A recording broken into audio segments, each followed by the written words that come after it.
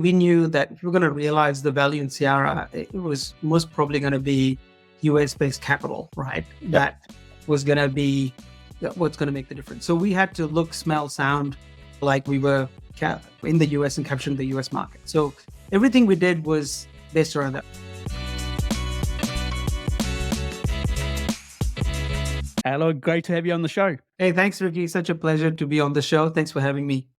Awesome, You and Sean. Always. Got to count this guy in. Take us back to your early years, Alok. Tell us how you actually got into tech. What was the founding moment for Cyara?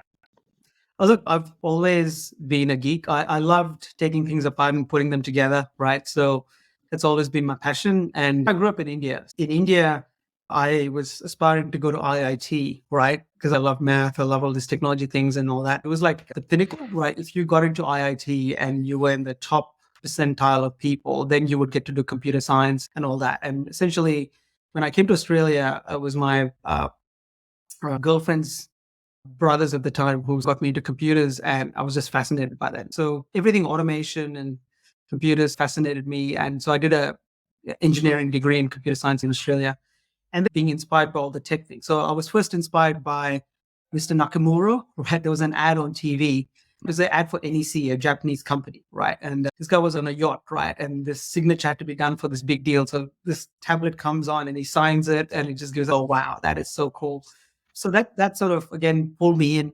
And the other thing is, being a migrant to this country, my parents sacrificed a lot, and I felt privileged and honored to be given this opportunity to really work in a country with so many opportunities, right? So that, coupled with my family's background, pushed me into this area, because my mom's side of the family is into business. My dad's side of the family, some of them are into business, but I remember a distinct occasion when I was very young, right? Steam engine time, that's how old I am.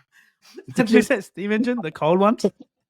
Once, right? I remember going down to this satellite city where my second cousin's son was, and he was really talented, top of his class. And then the family wasn't that well to do. So he goes, look, son, I'm sorry, I can't send you to do the higher education because they couldn't afford it. Right? So money. it's stuck in my mind. So when I came to Australia, I thought, hey, you know what? I've got to give this a go, right? Just because I feel privileged to be in this opportunity. And then tech was the passion. And that's how I ended up in it. So then, believe it or not, I got my first job at a company called Boral Building Technologies. And I'll tell you how this came about. This was in the 1990s recession in Australia. So I was studying engineering. Third year, we had to go and get work experience. So you think you're in university, they'll help you get jobs and all that, but you are on your own. So effectively, nobody was hiring. There were no jobs for graduates, recession time, and there were no, jobs for interns. So I sat there with the yellow pages, looked at companies from A to Z, right? And started dialing anything that looked like an engineering firm with my standard spiel, right? So I got to A, a company called Anitech. I was like a field technician, worked for no money. But I'd also got to B, it was Boral Building Technologies. And while I was still working at it, because that wouldn't have counted as much towards my engineering degree as this other one, I ended up getting the interviews at Boral, right? And I made it through to the MD of Boral, right? They obviously, if you don't know, they make building products. You guys would know. No, For this, you don't know, they make building products. They also own an elevator business. The MD of the company said, hey, how did you find out about this role? As we were walking out from his office, I said, yeah, you know what? I sat down using the yellow pages and contact. He said, also, which university with that? I said, I'm with Monash, right? I said, oh, we don't have a program with Monash. We only have a program with Melbourne. So I thought you were from the Melbourne University, right? And they had a program that they hired from the Melbourne University, right? But because of that, he goes, young man, you've got a lot of tenacity. So they gave me the job, right? So that turned out to be an amazing job. Now, I think part of that story is like we're ending up in a recession or recessionary environment this time around, right? So I think if you want to do something, you just got to go for it. That was the first job, right? And so I had the best experience as an intern. Then when I graduated, guess what? After that, I did a consulting job just to get the first job. And then the job at NEC opened up and applied. And then I worked at NEC, right? So that's how I ended up there. I met two of my co-founder there, and my boss who also ended up working with us at Cyara there. And with him, I founded Cyara, right? So we got into the telecommunications business in the contact center domain. And I think in about 2003 odd, I'd done a couple of startups, didn't succeed well enough to quit my job. So effectively, we were like waiting to see what opportunities might exist. Right? That's where we found this gap for this contact center testing business, which is what Cyara started in, testing and monitoring, because there was nowhere that you could go as an enterprise and test the contact center technology that you're putting in, which was at the time sort of a bundle of different technologies coming together to make it work. So effectively, we were able to come up with this idea where it could test it automatically from the outside in to replicate the customer experience. And that's how the idea was born, Cyara. Pretty fascinating. So you were doing outbound and BDR, SDR stuff well before you even knew it, like going through Yellow Pages, and actually getting through and then getting a job. That's like the ultimate flex, right? So you'd obviously worked it out. So going from that to then this massive leadership role that you've gone into, CEO, what lessons have you learned along the way from the inception of Cyara to where you are now? Look, I believe in this thing. There's a book called The Law of Success, right? And it's by Napoleon Hill. When you're in this environment where you don't have any backing, you're out there, it's all about risk management, right? And risk management to me was like, get educated, get experience and all sorts of stuff. So when you're scaling the business up, apply the same. In this book, Law of Success, there's a first chapter dedicated to creating what you call the mastermind, right? The mastermind is getting a group of people together, which is like a board almost, right? Who have experience, who go through similar problems and things like that. And so I learned pretty quickly that, hey, you got to hire people who are smarter than you, people who've done things before that you haven't, so you can bring the collective intelligence and experience to grow, right? So scaling the company has been along those lines, right? So one is you effectively hire the right people, and then you make sure that the people you are bringing on, apart from the fit and the trust, obviously when you're starting a firm with the founders and all that, there has to be implicit trust, right? Because there's so many things that you cannot contract out or whatever. And if you have to put it in writing, then you might be with the wrong partner anyway, right? So the learning with that is that you got to constantly grow and evaluate your people and build the systems in place to do it. And sometimes you get it right, sometimes you get it wrong, but it's getting the right team for the role and growing them that's important, right? I'm keen to deep dive a bit more on people and leadership building. But in the year that we raised a huge amount of money back at Simpro, you guys raised the same amount of money, but probably better multiples than I did at the time. And that's a huge achievement. It was a massive amount of money. It was the biggest for that year in Australia for a software company you guys raised from memory. And to do that, you have to have had some pretty big rewarding moments that led up to that point, and also some moments that you wish you could do over again. And one of the things I find fascinating when we talk to people like yourself, making you stop and think about some rewarding moments, because generally someone in your position doesn't stop very often and think. And two, like hearing a couple of things that didn't go well. Yeah. Because stuff goes wrong. It's impossible for it not to. Oh, sure. You've done this every day. When you get up, I look at my email and you'll see them banked up, right? And just scanning them to see, is there something there that's going to completely upset your day? And usually there are, right? Like somebody's resigned or something's happened here, and you just gotta you might have planned everything that you thought you were gonna do for that day, and all of a sudden one thing comes and it takes up the entire day or the week, and all your plans need to change, right? Because it's such a dynamic world we live in. Like what a wise man once said, life in the startup is like a positive regression sine curve, right? You have your good days and your bad days. As long as you're trending upwards, that's what you got to look at. So you got to celebrate your wins, and you got to know that things that are not working are temporary, and you got to work on them. So I've made so many mistakes. I can list them probably more than the wins, but you also get lucky, right? So I think all entrepreneurs work hard. Everyone works hard. Sometimes get lucky, and I think it's having the grit to continue on and be resilient. I think what makes a difference. So I think we could have taken funding earlier. Now that I look back, I think from a family perspective, for us, failure wasn't an option, right? We had to do it because our third time, Luan already said, okay, if it doesn't work, then I'm out, right? So it had to work, right? So we just put in so much effort, and you follow all the usual cliches out there. Hey, you got to spend time at your kids' games and this and that. So did all of that.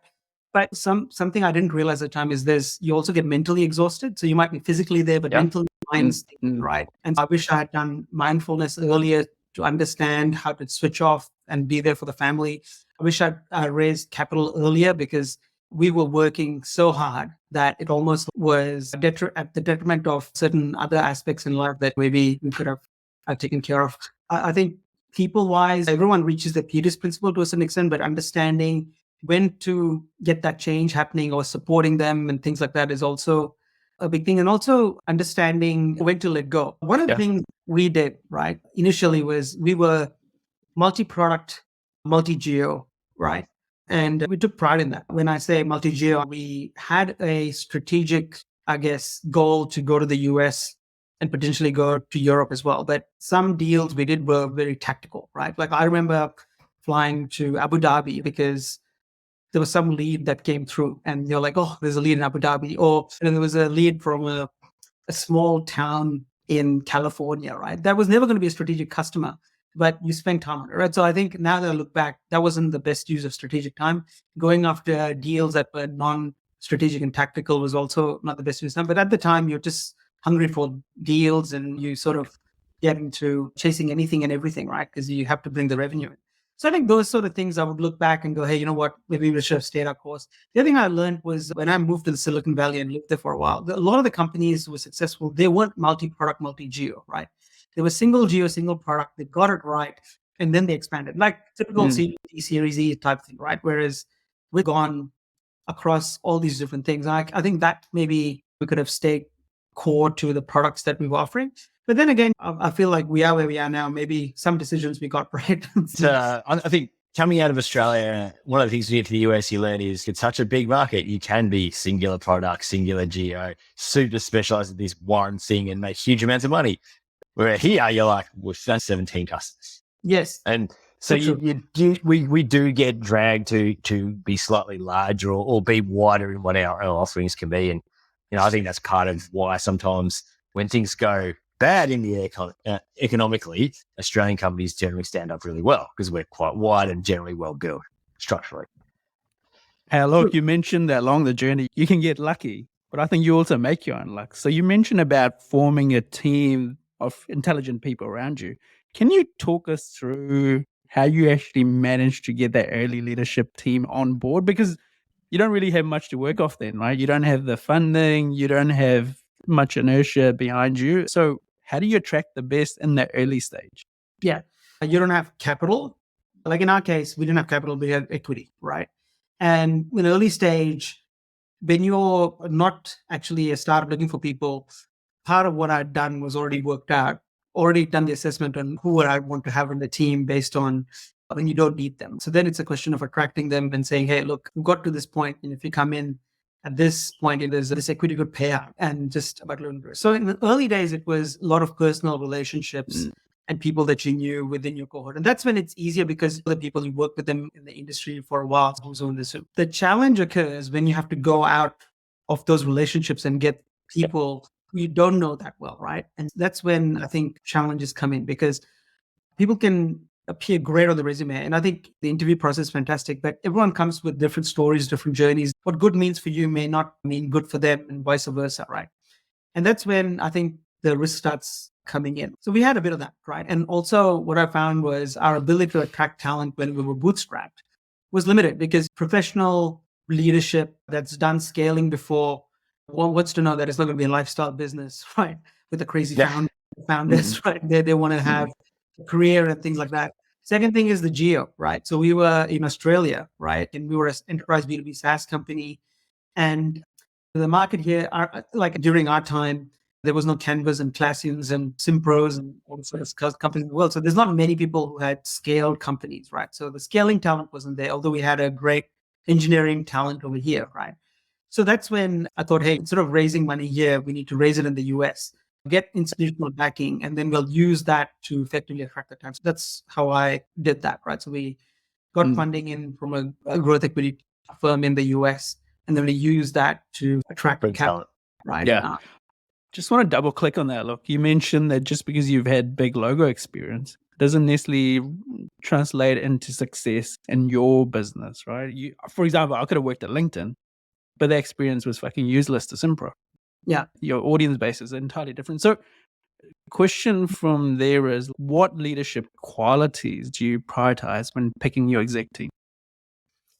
Yeah. What I look for is when you're picking your leaders, one of my rules is like you see what they've done before and whether they've got relevant experience for maybe 2 or 3 times your size, right? So if you get somebody who comes from a very large company and you're a startup, Sometimes it works, sometimes it's not. There's an adjustment period. I feel like getting the right leadership in place where they've done what you've done, and maybe it's not such a backstep for them because they have either in their previous career experience, they've had startup experience and they've been at the scale that you have. Because the things you need to do when you're 10 people versus 50 versus 100 versus 200 is different, right? Sometimes you can be held back because you're doing things yourselves, and sometimes you can held back because you're delegating, right? So it's finding the right balance. So that was, I think, a key thing to look at that and whether they can adapt or not. And if you get somebody who's ahead of the curve, they have to go back. They come to their sweet spot at that certain point, right? And then you got to look at, okay, can now they're in uncharted territory. Can they get to the next level or not, right? Or do I need to augment that somehow and things like that? So effectively, that's been how it's evolved for us. And I think a lot of people can make that transition. Some people like a certain stage of the company and then they don't go beyond. But growth solves 80% of your problems. If you're growing, you can retain the tacit knowledge by creating a new position, rotating things. And that's exciting to people because they have a career path, they're trying to do different things and all that. And it's been a positive experience. And we've got a lot of people who've been at Cyara since inception. So it's part of that. And then effectively getting the right leadership is then looking for that experience and all that. Sometimes you get it right, sometimes you don't. But then you got to make sure you change. And I think if you get the right people, then they have context and then there's baked in relationships that you can bring on as well, right? I love that you say a lot of people have been there since inception. And that only happens if you build a really good culture, because money's great, but people don't stick around if they don't feel valued, if they don't love the place they're working. And I don't think companies are successful if you don't build a good culture where people actually give a crap about what they're doing and they walk in the same steps. As you think about the culture you've built, and you've gone through each stage, right? Founder, startup, all the way through to $1 billion where you are now. Like, what were some of the things that you put time and effort into establishing your culture? What are the things that were important to you when you built it? Look, you know what? I was working in industry for a while before I started, right? And so I've had that experience of being the schlep or somebody who's like at the ground level, having to deal with leaders and the big companies to small companies and all that. And you remember how you're treated, right? And I said, if we start something, I don't want to be a person that forgets the person who's actually doing the work or yeah. And it's all about respect. It's about humility. It's about making sure every cog in the process is important because together we make magic happen, right? And I think as you get higher, the stresses are higher. You're dealing with a lot of unknowns. So leadership has a tremendous value to add to the organization, but doesn't mean that people are above one another. Because in the end, it's about respect. It's about making sure you appreciate the other person's point of view and follow the golden rule, right? Which is treat others as how you would like to be treated. I've always felt, I think if we have a stakeholder culture, which is you're not just all about, as you said, money, right? Money is important, don't get me wrong, right? I think everyone wants to have, you want to be successful as a company. Your shareholders want to be successful. Employees want to earn money because they can provide a better life. All of that holds true, right? But you can do it in a way which I think is good for shareholder value as well as stakeholder value, right? So I think we've tried to build that as much as possible and continue to grow with that. Yeah, makes a ton of sense. Alok, you mentioned earlier, as a CEO, you have the privilege of dealing with the worst of the problems, right? Because if it could have been resolved by someone else, they would have done it. But what are your top 3 priorities? As a CEO, what is it that you go, this is what I'm going to concentrate on and the rest I'm going to delegate? And how does that change as you progress through your growth journey? Yeah, that's a really good question, right? So if there is something that I am doing that could be done by something else, then I should be doing it. I can have somebody do it. But at the same time, is the company the right size for doing that? Because it's about balancing your time versus effectively also being pragmatic about it, right? The things that I try and do is essentially look at what is going to move the needle in a big way, right? Right now, it's M&A. It's essentially working on which bets to place, right? For example, the leadership team that I hire is mainly going to be working. Those are the things that, I can control, right? If it's going to be raising capital or talking to bankers and things like that, that's where I can add a lot of value, right? Because I can demonstrate what the vision is and why we started this thing and why they should be part of things. So those are the things that I've always worked as to where it could be adding value. Now, when we were a lot smaller, it was a lot easier. So we had Bonny, who was looking after finances, Luan, who was building the product. And I was like, hey, Bonny and I were both doing sales, but like I was the product guy. So I was like, hey, I knew the domain, I knew the product, I knew what the customers would want or would want. So I was like putting those hats on. As we grew and then we got people, and then those thing keeps changing, right? Now it's managing the board. Now it's managing the stakeholders. And so I think over time it changes. And somebody once said they joined Cyara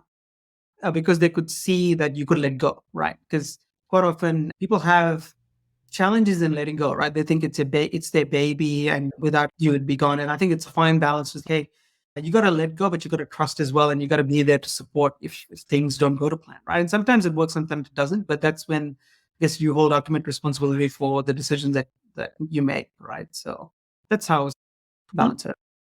Yeah.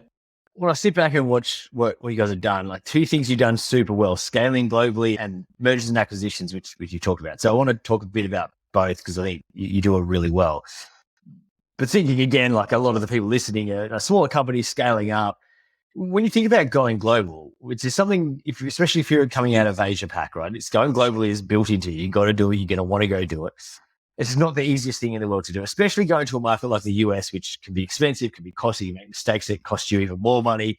What are a few things that you guys did really well that helped you scale out of Australia and be more global focused? Yeah, look, I think you got to keep your exit in mind and where you think you're going to want to end up, and then work backwards, right? So effectively, we knew that if we're going to realize the value in Cyara, it was most probably going to be US-based capital, right? Yep. That was going to be what's going to make the difference. So we had to look, smell, sound like we were in the US and capturing the US market. So everything we did was based around that. When I was in the US in the early days, and they said, who are your customers? And you mentioned some of the bigger names like Telstra and this bank or that bank. They're like, well, that's great. Who's that? What name, right? So unless they hear AT&T, Bank of America, Citigroup, it doesn't mean anything to them, because for them, it's all about risk management. The other thing is, hey, where are you headquartered? If it's Australia, we don't know the rules. We don't know the geography. So again, the risk profile goes up. So all these LPs that these funds have, for them, it's about risk management as in a return, right? So I think keeping that in mind, right? So we always had we had a US subsidiary that we flipped over to have a sort of a topco in the US. We focused on a US domain name. We focused on that as a strategic market, although I mentioned to you, we were in other markets too, right? But that was always the goal, to get that going. And if there's one market that we couldn't afford to be out of, is the US market. And right now it is the majority of where our revenue comes in. I think that paid off, right? And the other thing with that is, even going ahead of that, right, is even before Cyara was starting anything, right, I worked for a company called Genesys, right? That was a Bay Area company. And also that was strategic in the sense because you understood how an enterprise B2B company worked. And I was learning a lot while I was in there. And so you learn a lot about how to do things from that perspective. So that also plays a role. I think if you're focused on a particular region and the geo for what you want to do, then you need to learn as much about. The other thing was, as you mentioned earlier, Sean, the US is a big market, like absolutely huge, right? So market segmentation and being focused is very important in the US, because otherwise you can just get lost and you can spin your wheels on a number of different segments, right? And you won't get anywhere, and you burn a lot of capital and things like that. So being focused, being targeted, and going after it, knowing that, hey, there might be some other things in there, just doing that is really important. And for us, what was also important is we followed the Jeffrey Moore playbook, right, when it comes to scale, right, which is, there's the book, famous book called Crossing the Chasm. I think that was super important. So what we did was we got some really good customers in Australia, which is a great test market because demographics is very similar to the US. So we could try things out here, get the product solidified. And then when we moved over there, we would adapt it to the US market and then scale over there. But we had to get past the visionaries to the early adopters, and then now in what we call the early majority and so forth, which is really exciting. So each phase of the business requires a different approach and mindset. And for the first 10 years, we did it bootstrap, right? So you can do it without going to marketing capital and all that. But obviously it comes at a cost too, as I mentioned before. I think it's an important point, right? You build yourself a decent business in Australia that's got some revenue and it's tested everything and you know you're rock and roll, you're ready to go. You entered the US market, you picked a domain that you wanted to conquer and you did that. You did it all without raising any capital. And so when you were ready to raise capital, and like I said, you might have done it a bit later than you could have, but when you did it, it was a big number and it gave the return back to everybody. And you could only do that because you built a successful business and you built it sustainably in each step as you were going on. So I think it's super impressive because I think a lot of people raise super quickly and super early to fund their way into the US. And what you find is if you haven't actually got your product ready and you haven't tested and you're not ready and you're trying to do that while launching the US, it's a very large bridge to cross.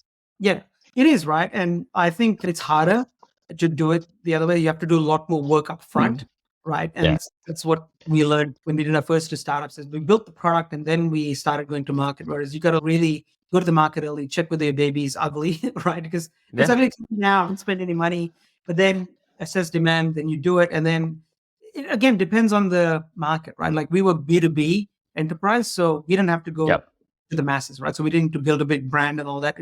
Initially it was on personal reputations and the reputation in the industry because they knew the work that we'd done, right? So that gets you in to have a conversation and then the product speaks for itself and all that.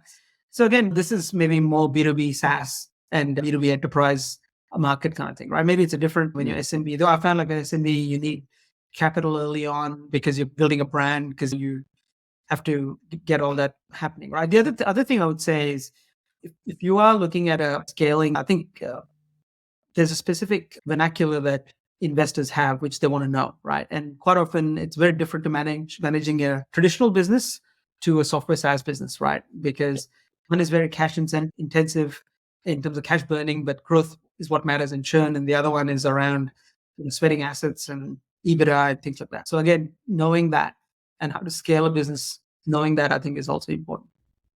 You've been super successful, look. So kudos to you and the team at Cyara. But if you had your time all over again and you could change one thing, just one thing, what would that be? That's a really good question, right? I got to think about that one. Take your time. Throws out the tough ones, I like. You got to make them think. I would have raised capital earlier, right? I think I would have done that had I gone back. Because we didn't raise capital earlier, we focused on two things, right? We focused on sales and product, and everything else we just did not have time and all that. So I think had I gone back, raised capital earlier, I think we've been able to solve some of those things and got the expertise in earlier that we needed. And that's what I've done. Now, the question is, what are the implications of that, right? You do things at the time based on the market that was available, right? But that's one thing I would have done differently. It's a tough choice, but I get it. I get Pick it. one. Yeah. We don't talk about it a huge amount, but I'd like to do a bit more of that sort of stuff. M&A is tough, right? I find it's a complex beast. You're ingesting another business. Culturally, you got to figure out how you get that right. You got different leadership comes through. You've done quite a bit in Cyara and done it successfully. Again, look, as you think through the process of doing it, is there any tips that you guys have had that, or things that you've done which you think helps make acquisition successful for Cyara? Yeah. Look, you know what? I think doing acquisitions is a bit like dating. Right? It's like any relationship, right? That you're getting to meet complete strangers. In this case, there could be a competition or things like that, right? There's that piece. Then the other thing is about trust.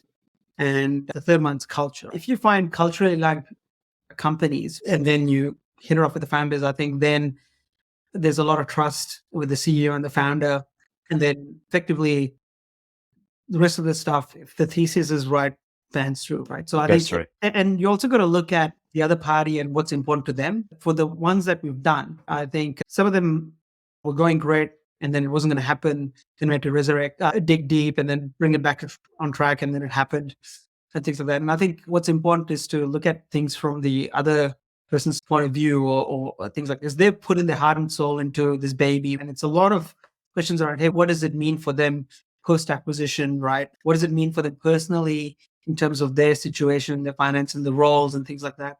There's also the attitude that comes into play. So I think if you listen to the other firm and you understand what's important to them and then are willing to work with them, then you get to a much more successful outcome. And I think that's what I found. And I think culture plays a big part because I think these acquisitions that we've done, two of them, they've been in different continents, right? And they're still with us. We have a great relationship and we are continuing to grow the teams and essentially drive it. But it's, as I said, the collective intelligence again coming together.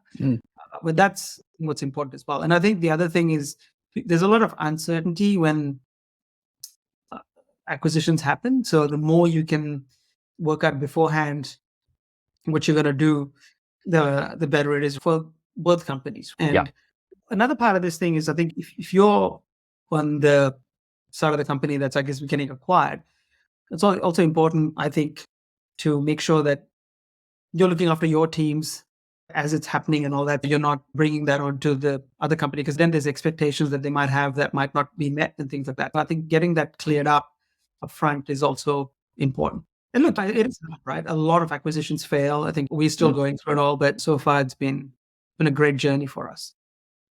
Nice. Great tips.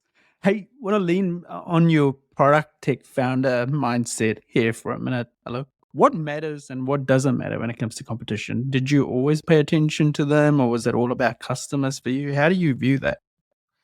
Oh, look, you know what? It depends on what you're trying to do. We innovated in this space because I think when we were looking for a solution to solve the problem, we couldn't find anything that did it how we envisaged it, right? We did not even look at like how the competitor's product worked. We just came up with it on our own. And we were the first company in the market globally that offered customers the ability to generate customer experience interactions, calls, and go through what we call an IVR, which is a button press or what you say you want to do, where they could control it all without having to program. Like, it was no code solution, which was self-service, which is very easy to use in a multi-tenant environment through the cloud. That had never been done. So we took care of all the technology underneath the skin. And I think because it wasn't done before, we could drive it as much as we wanted, how we saw it, right? So that's what I felt was important, is to really understand what the customers are trying to achieve and make it very easy for them to do it, right? Now, over time, what happens is obviously other competitors start to see what you're doing and they try and bring it, but you got to then constantly innovate to be ahead. So that's essentially what we try and do. And I think some of the acquisitions that we've got, they've obviously done a better job in some areas, and they've grown adjacent markets much faster than us and things like that. We were able to bring it all together. So it's making it easier for our customers to partner with us to do the entire CX journey assurance and transformation. Yeah, makes a ton of sense. Look, what's next for Cyara and yourself? What are you excited about? Oh, look, AI is what's exciting. I know it's cliche, but Sam Altman said there was one industry that was going to be impacted, he saw the most, and that was customer service and customer experience, right? Because a lot of what LLMs are able to do is understand what you're trying to say and then solve the problem, right, based on the collective knowledge and all that. And if you look at customer experience, there's millions of agents doing that today, right? Because it's a complex environment and there are complex queries, access to the data, and you need empathy. You need to understand what the customer requirements are and then marry the two so you can solve the issue. Moving forward, this is going to be quite disruptive for this industry, because I think there's going to be a lot of potential to contain that within the AI module, right? And I guess the people with the contact centers and customer experience are going to be able to do different things, or because there's things to do anyway, but that is dramatic change, right? So we feel like we are helping companies help deal with this change that's happening, because customers are using it, enterprises are adopting it. It's going to change what the existing agent population does and go towards solving bigger challenges that they have. So that's what's exciting about where we are, and I think helping the customers go through that transformation. And the other thing that's happened is, as we know, we've gone to a hybrid workforce, right? The web interface, right? That's also changing. So I think the whole world has changed in terms of how we interact, how we do business, and using technologies. And that's what's exciting about customer experience, right? It keeps you on your toes. Like now, Apple has started offering video contact centers over their web. So you can go on the Apple site and choose to engage with a sales advisor using video, and they can show you the two iPhones that you're trying to buy and compare them, right? So it's a much richer experience. It's one-way video because you can see the agent, but you can't see the customer, but it's a richer experience, right? To augmented reality where you can actually feel that. So I think these are all the things that are coming to customer experience, and that's going to continue to evolve. And we feel like we are the catalyst for that whole transformation to happen, where you take customer frustration away and you help enterprises do more with less. So that's the journey. Exciting. That's a good use case too, right? It's not just a phony AI tool just for the sake of it. Yeah. Nice one. Exactly. Hey, now that we've got the easy stuff out of the way, I would love to take you through quick fire round. There's only one answers for these. You can't get it wrong. Let's kick off with the easy one. Favorite sports team? Ooh, this one was pretty interesting, but I'd have to say can we come back to this one? Oh, dial a friend. My favorite sports team would have to be, like, the reason I think is I'm in Australia. I love Australian cricket, but also my Indian supporter. So that's the dilemma, right? So that's the whole point of this. We said this is the hard part. You can't go like Mumbai Indians or anything. You got to pick a national team now that you've said it. Right in that one. That's it. Mate, any team other than Australia is a good choice. Mate, if you want to be on the winning side, pick yellow. That's how it works. Wow. Yeah, I think they're 1 out of 3 or 1 out of 4. Favorite music genre, Alok? It's R&B. R&B. Yep, I love that. Any particular era? Oh, look, the 2000s R&B with Dr. Dre and Snoop Dogg, and just the 90s, 2000s. With that sort of music and for hip hop. I know, it's just continual hip hop. I'm like, you self-select people who are just going to pick hip hop. That's not going forward. I will be. I do like. What do you listen to? When I used to be in nightclubs, I'm like, as if you stopped going to nightclubs. Don't reply to me. Yeah. My niece didn't want me there, right? She's like, oh, that's funny. Favorite drink? What do you lean towards when it comes to weekends or Friday or at your club? Call this cliche or whatever, but I love a dirty martini, stirred, not shaken. Stirred. Okay? So, I had one at this restaurant, and this bartender took such a long time to stir and gin based, right? And the gin I like is Hendrix. So it's got a very earthy taste, and that's my favorite. Nice, good choice. Yeah, I don't go to nightclubs. I'll have my dirty martini stirred, not shaken, please.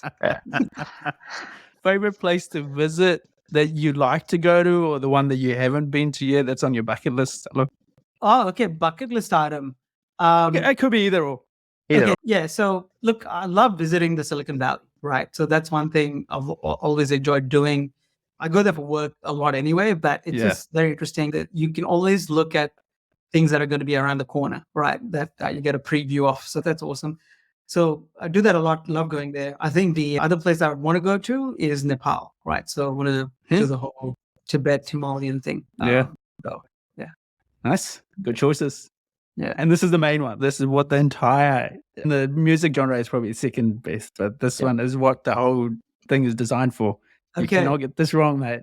Peanut butter. How do you like yours? Crunchy or smooth? You know what? I have to go with crunchy. Oh, it's crunchy team. Crunchy peanut butter. What is like crunchy peanut butter? Right. Exactly. Smooth. If you want to have it smooth, go have a Nutella. See? Yes, exactly. If you have it smooth, why bother? Just go have something else. That's a good way to explain it. Mate, you're 5 out of 5. So I think one of the only figures who's got every one of them right. So nice. Awesome. Well, thanks for jumping on. Thanks for making the time, Alok, once again. And thanks for sharing all your insights. No, thanks for having me. Really enjoyed it. Take care, guys. Thank you, mate. Appreciate it.